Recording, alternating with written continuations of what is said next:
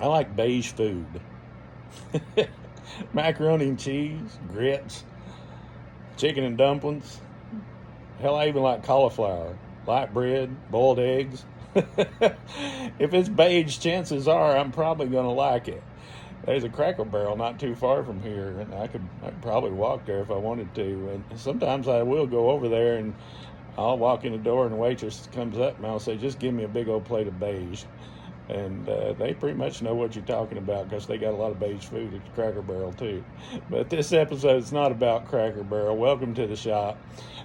Today I'm going to talk about lures. You know, beige is not always the best color for fishing lures. Although I had a fishing buddy one time, he was a pretty good fisherman, and he just swore that the only color he'd ever use was white.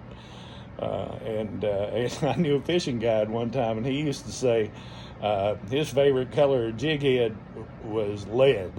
And he don't say that anymore. And my buddy who used all white, he don't do that anymore either, because they figured out that it's not the best color. It works sometimes, and sometimes that's what the fish want. But a lot of times you got to show them what they want to see. And so I want to tell you about some lures. This is, by the way, welcome to the shop. This is my series called Live from the Shop, and this is the pilot episode. And I'm going to tell you about some of my artifacts and fishing gear that I've collected over the years. And today's episode is going to be about these Rebel lures. Now, don't get excited about that Rebel thing. I'm from East Tennessee, and I know I've got a Southern accent, but I'm not all about that. In fact, most of the people that come from where I come from, they weren't even Confederates anyway. It was just a fishing lure that was very popular on the TVA lakes where I grew up. Now, I grew up in Mooresburg, Tennessee, which is not too far from Rogersville. I sometimes brag about it, and I say Mooresburg's halfway between Bean Station and Bull's Gap, and it is.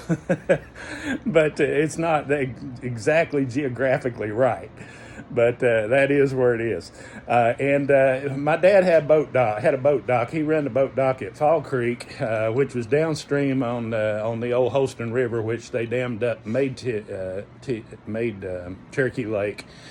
And so I worked at boat docks as long as I can remember. You know, even when I was a little bitty kid, not even hardly old enough, I had to wear a life jacket out on the dock. Now I'd go out there and, you know, help tie up boats and even pump gas.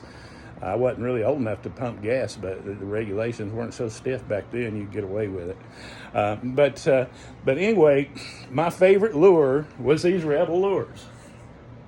And there's a reason for that. Now, you might notice that all these Rebel lures I have are about the same color. They're the same color combination anyway. That's the 06 color code, which is also known as clown.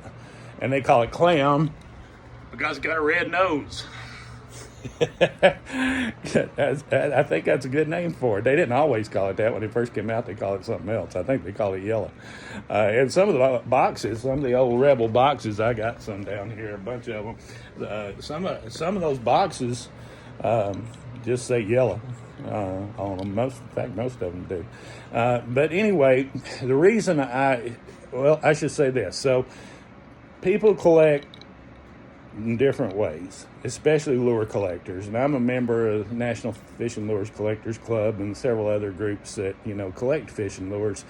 And sometimes people like to get every different model that a company made, or they might, you know, find a model and try to get every different color in that model. But one of the things I like to do, or what I do like to do, is I like to collect the color, and then try to find every model lure that was made in that particular brand of lure in that color.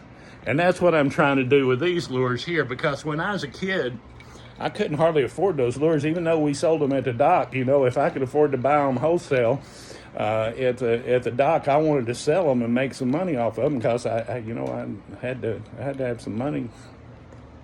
Go to town and put gas in I had a 64 Falcon. and it was not as good on gas as some of the cars are these days.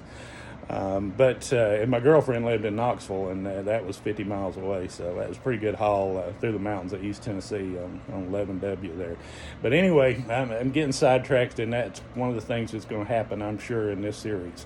But I want to tell you about these Clown Rebel lures and why I liked them. So my dad ran the boat docks, and so I can't remember not ever having to work. When I come home from school, I had to work. In fact, there were times when if I wanted to fish, I'd have to do it at night. And that's when I fished most of the time was at night. And so, we'd get all the work done at the dock, and me and my buddy Lauren West, he helped me at the dock there sometimes. So we'd get in the boat and head out and skin banks. Now, when you're skinning banks, that ain't like bass fishing you see on the tournaments. Where you got one guy sitting in the front and one guy sitting in the back, and the guy in the back in the tournaments is usually the cameraman. But you didn't want to be sitting in the back when you're skimming banks at night.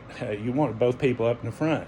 So we just built us a big bench seat on the front of my old Gale boat, and that's what we fished out of. And we caught a lot of fish, a lot of big smallmouth, a lot of big largemouth. I still got some pictures of them.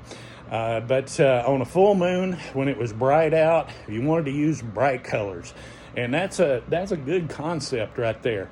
It still works today if it's a bright day, high skies, the sun's shining bright, you get away with real bright colors. But when it's dark,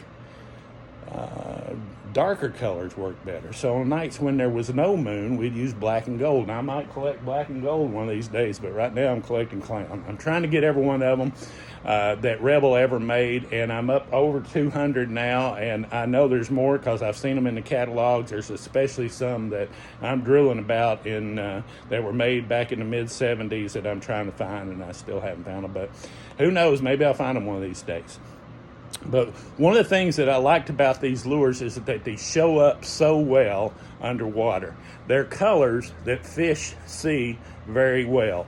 Now, I'm known around here on Chesapeake Bay as a rock fisherman, striped bass fisherman. We call them rockfish here.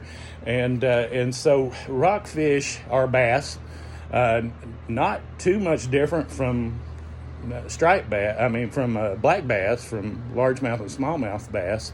And they see kind of similar to the way people see. Now, I work in sleep medicine when I'm not fishing, and that's most of the time I'm not fishing, I'm working. And I work for a major university in Washington, D.C., and we do research sometimes, and I'm especially interested in my research about how light enters the eyes and is transferred to the frontal cortex. And the way we measure how fast that happens is called flicker fusion frequency. It's like a shutter lens on a camera.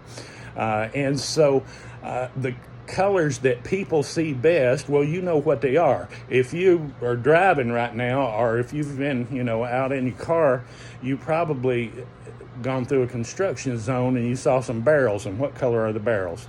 Well, they're orange. And what color are the vests that the workers are wearing? They're yellow or chartreuse, right? And the reason for that is because those colors show up so well in humans' color spectrums. Well, guess what? Bass see very similar to humans. They see better than we do because they have to see underwater where it's darker, but those colors show up really good. So the most important thing is that they see the lure, because conditions are never great. Sometimes they're better than others, but they need to be able to see those lures. So I want to show you something else. This is a jig head that I made, and Coach Jenkins, the Coach Jig Heads, makes these jig heads just like these, and he uses these very similar molds. So look at the colors on this jig head, and look at my Clown Rebels. You see, there's a lot of similarities there. There's nothing new under the sun. This is a color combination that we've known about fishermen have known about for generations. It predates me. But it works because the fish can see it. You got to first show them something they can see. It's not always the best color, but I'll tell you for sure, most of the time it is. And you know this. Fishermen have known this for years. If it ain't chartreuse, it ain't no use.